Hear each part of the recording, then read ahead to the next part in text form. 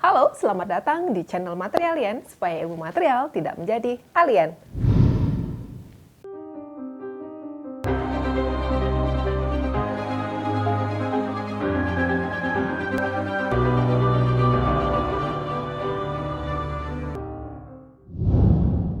Halo, pernah nggak kita berpikir, gimana ya cara membuat produk seperti ini? Atau seperti ini? Atau gimana ya cara membuat produk seperti ini?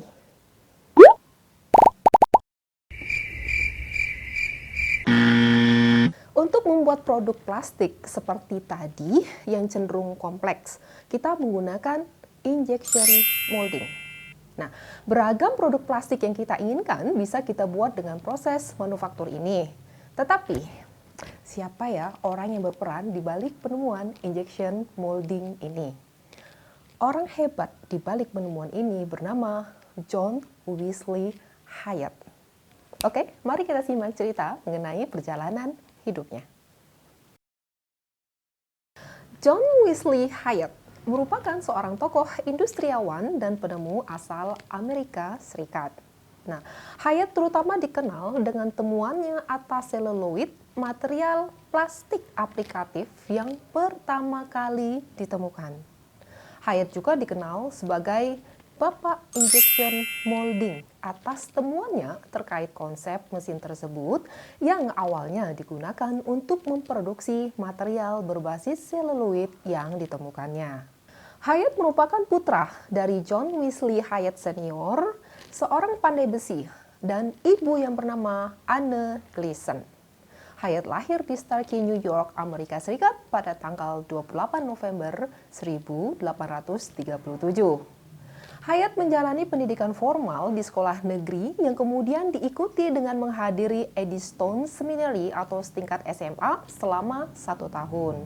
Dia kemudian bekerja sebagai seorang juru cetak di Illinois sejak usia 16 tahun. Pada tahun 1863, Phelan and Colander, suatu perusahaan pembuat bola biliar, menawarkan hadiah sebesar 10.000 US dollar bagi siapa saja yang dapat menemukan material alternatif untuk menggantikan gading gajah sebagai bahan baku pembuatan bola biliar. Pada saat itu, kepopuleran permainan biliar menyebabkan meningkatnya permintaan akan gading gajah yang dikenal sebagai material satu-satunya yang dianggap sesuai untuk membuat bola biliar. Diperkirakan 100.000 ekor gajah diburu setiap tahunnya, di mana gading dari satu ekor gajah dewasa hanya dapat digunakan untuk menghasilkan 8 sampai 10 butir bola biliar, atau dibutuhkan 1,5 hingga 2 ekor gajah untuk menghasilkan satu set atau 16 butir bola biliar. Kasihan gajahnya. Sehingga hal tersebut sangat mengancam eksistensi gajah akibat perburuan besar-besaran. Hyatt tertarik untuk berpartisipasi dalam sayembara tersebut dan mencoba berbagai material untuk membuat bola biliar, namun tidak ada hasil yang memuaskan.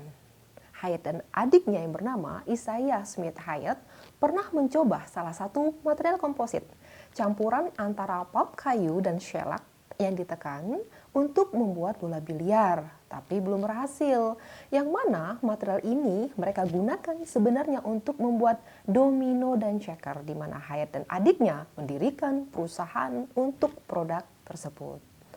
Setelah hampir 6 tahun mencoba, pada tahun 1868, Hyatt menemukan suatu material yang tangguh dan fleksibel dari tumpahan kolidon, suatu larutan kental hasil pelarutan nitroselulosa di dalam ether alkohol di mejanya.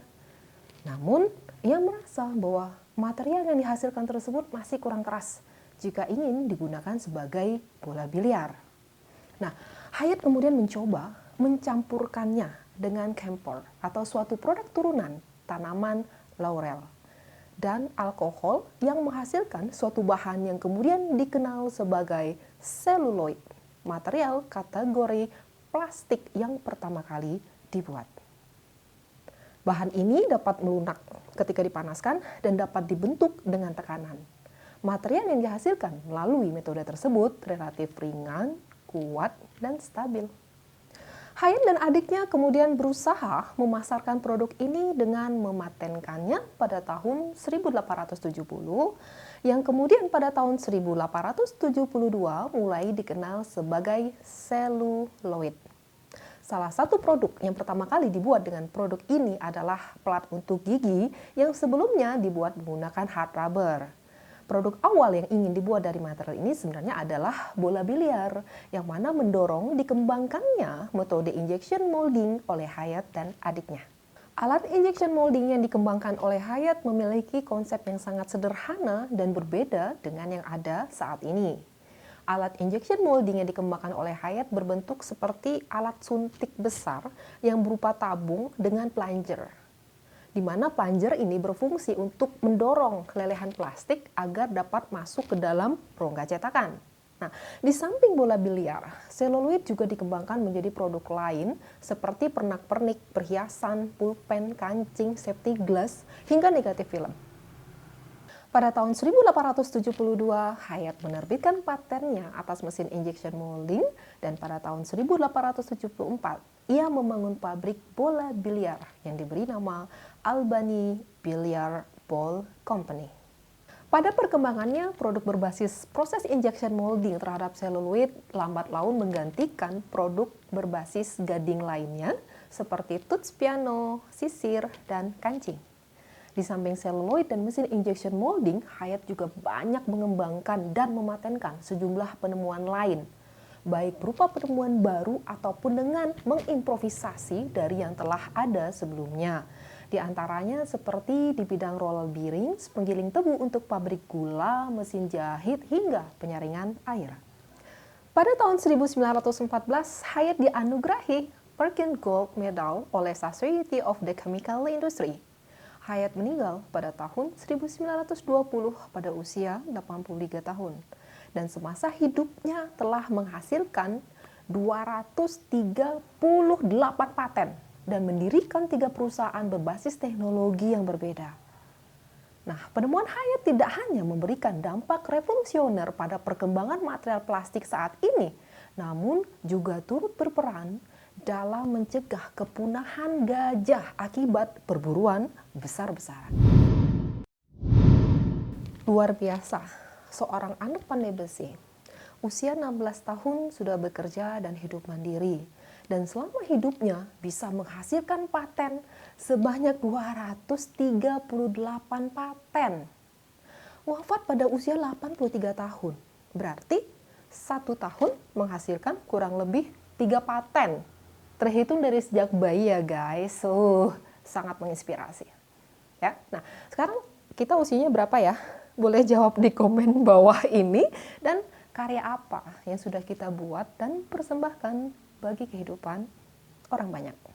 Dalam proses pembuatan produk plastik seperti ini, maka aditif pasti akan selalu ditambahkan. Nah, pada episode ini, pasukan Materialien akan memperlihatkan proses pembuatan bioplastik dan apa sih pengaruh aditif terhadap sifat bioplastik yang dihasilkan. Ya, nah, ingin belajar cara membuat bioplastik? Kuliah di Teknik Material ITB. Oke, selamat bersenang-senang dengan pasukan Materialien.